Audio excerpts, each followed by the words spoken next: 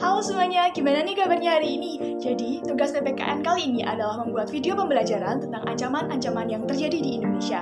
Nah, kelompok 5 yang beranggotakan Rizka Najwa, Saktia Pradipta Adiana, Sifrasis Katrin, Wahyu Ahmadani, dan Zora Niko akan menjelaskan ancaman di bidang pertahanan dan keamanan, mulai dari pengertian, penyebab, dampak, bentuk, contoh kasus, dan juga strategi. Nah, simak terus ya penjelasan dari kami. Selamat menonton! Ancaman di bidang pertahanan dan keamanan itu apa sih? Jadi, ancaman di bidang pertahanan dan keamanan adalah ancaman yang menjangkit terhadap integritas bangsa yang perlu kita waspadai, yang mengancam segala usaha untuk mempertahankan kedaulatan negara, keutuhan wilayah sebuah negara, dan keselamatan segenap bangsa. Selanjutnya, ancaman terhadap integrasi nasional di bidang pertahanan dan keamanan ini pada umumnya berupa ancaman militer. Nah, ancaman militer itu sendiri adalah ancaman yang menggunakan kekuatan bersenjata. Selanjutnya, penyebab dari ancaman di bidang pertahanan dan keamanan. Jadi ada beberapa penyebab yang menyebabkan terjadinya ancaman ini. Di antaranya, kurangnya penerapan dan penegakan hukum dan HAM. Adanya suatu kelompok yang bertujuan untuk memecahkan bangsa Indonesia, kurangnya kesiapan melaksanakan otonomi daerah, lambatnya pemulihan ekonomi, lemahnya nilai-nilai budaya bangsa akibat kuatnya pengaruh budaya asing, kemerosotan hidup di bawah para penegak hukum, ketidakmerataan pembangunan, dan hasil-hasil pembangunan menimbulkan berbagai rasa tidak puas dan keputusasaan di atas masalah sara, yaitu suku, agama, ras, dan antar golongan. Selanjutnya, dampak dari ancaman di bidang pertahanan dan keamanan. Jadi, ada dua dampak yang timbul di ancaman di bidang ini, yaitu ada dampak positif dan dampak negatif. Nah, untuk yang pertama, dampak positif di bidang pertahanan dan keamanan. Ada beberapa. Yang pertama, semakin menguatnya supremasi hukum, demokratisasi, dan tuntutan terhadap dilaksanakannya hak-hak asasi manusia. Yang kedua, menguatnya regulasi hukum dan pembuatan peraturan perundang-undangan yang memihak dan bermanfaat untuk kepentingan rakyat banyak. Selanjutnya, yang ketiga, semakin menguatnya tuntutan terhadap tugas-tugas penegak hukum yang lebih profesional, transparan, dan akuntabel. Yang keempat, menguatnya supremasi sipil dengan mendudukkan tentara dan polisi sebatas menjaga keamanan, kedaulatan, dan ketertiban negara yang profesional.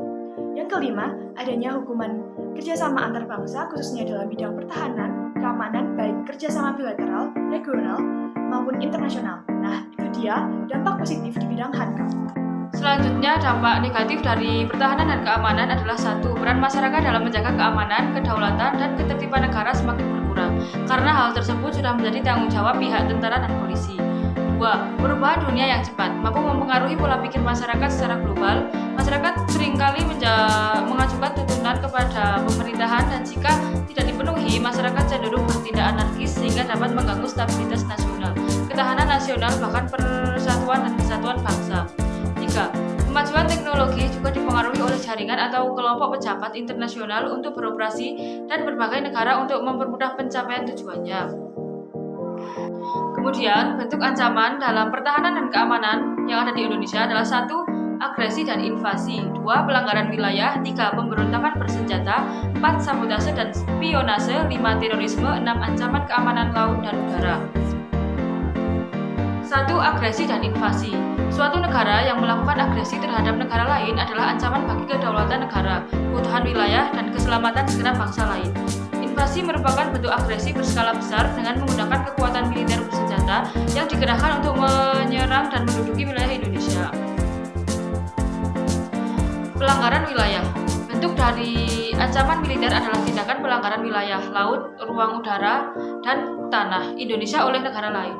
3. Pemberontakan bersenjata. Pemberontakan ini pada dasarnya merupakan ancaman yang timbul dan dilakukan oleh pihak-pihak tertentu di dalam negeri dan tidak jarang disokong juga oleh kekuatan asing baik secara terbuka maupun tertutup. Pemberontakan bersenjata melawan pemerintah Indonesia yang sah merupakan bentuk ancaman militer yang dapat merongrong kewibawaan negara dan jalannya roda pemerintah. Bangsa Indonesia pernah mengalami sejumlah aksi pemberontakan bersenjata yang dilakukan oleh gerakan radikal bebas seperti DI atau TII, PRRI, Permesta, Pemberontakan PKI Madiun, G30 SPKI. 4. Sabotase dan spionase. Indonesia memiliki sejumlah objek vital nasional instalasi strategis yang rawan terhadap aksi sabotase sehingga harus dilindungi oleh segenap bangsa. Kegiatan spionase dilakukan oleh agen-agen rahasia dalam mencari dan mendapatkan rahasia pertahanan negara lain. Kegiatan spionase dilakukan secara tertutup dengan menggunakan kemajuan ilmu pengetahuan dan teknologi sehingga tidak mudah dideteksi. 5. Aksi teror. Aksi teror merupakan bentuk kegiatan terorisme yang mengancam keselamatan bangsa dengan cara menebarkan rasa ketakutan yang berlebih hingga menimbulkan korban tanpa mengenal rasa peri kemanusiaan.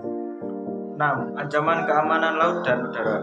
Kondisi geografis Indonesia meliputi perairan dan udara yang bisa dilalui transportasi dunia yang padat, baik transportasi maritim maupun dirgantara. Hal ini tentu akan berimplikasi terhadap tingginya potensi gangguan ancaman keamanan laut dan udara.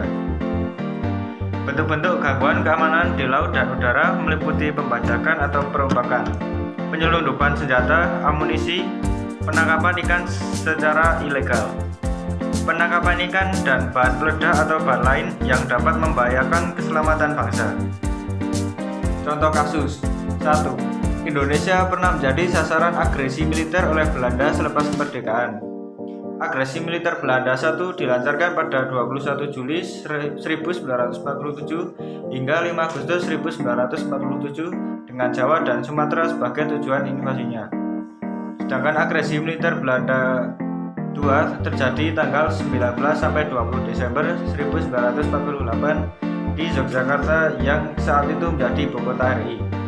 2. Kasus pelanggaran wilayah di Indonesia ini misalnya dilakukan oleh Malaysia di Blok Ambalat hingga sekarang. Lebih dari 9 kali pesawat perang milik Malaysia masuk ke wilayah Indonesia secara sewenang-wenang. 3. Kasus pemberontakan bersenjata adalah pemberontakan DITI di Jawa Barat, Jawa Tengah, Aceh, Kalimantan Selatan, Sulawesi, Republik Maluku Selatan atau RMS, PRRI atau Semesta. 4. Kasus spionase di Indonesia ini pernah terjadi pada 1982 ketika Alexander Vinenko, Intel Uni Soviet, bertugas dalam operasi Aeroflot untuk mengorek dokumen rahasia dari perwira tinggi militer RI, Letkol Soes Darjanto. Alexander Vinenko ditangkap pada 6 Februari 1982.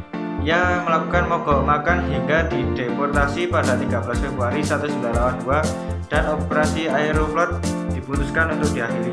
Strategi mengatasi ancaman di bidang pertahanan dan keamanan. Ancaman militer akan sangat berbahaya bila tidak diatasi, maka harus diterapkan strategi yang tepat untuk mengatasinya. Undang-Undang Negara Republik Indonesia tahun 1945 telah mengatur strategi pertahanan dan keamanan bangsa Indonesia dalam mengatasi ancaman militer. Pasal 30 ayat 1-5 Undang-Undang Dasar Negara Republik Indonesia tahun 1945 yang menyatakan bahwa 1. Tiap-tiap warga negara berhak dan wajib ikut serta dalam usaha pertahanan dan keamanan negara.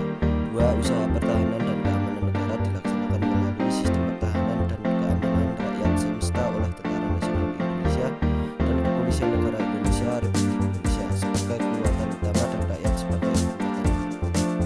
3. Tentara Nasional Indonesia terdiri atas Angkatan Darat, Angkatan Laut AL, dan Angkatan Udara AU sebagai alat negara bertugas mempertahankan, melindungi dan memelihara keutuhan dan kedaulatan negara. 4. Kepolisian Negara Republik Indonesia sebagai alat negara yang menjaga keamanan dan ketertiban masyarakat, bertugas melindungi, mengayomi, melayani masyarakat serta menegakkan hukum. 5. Susunan dan kedudukan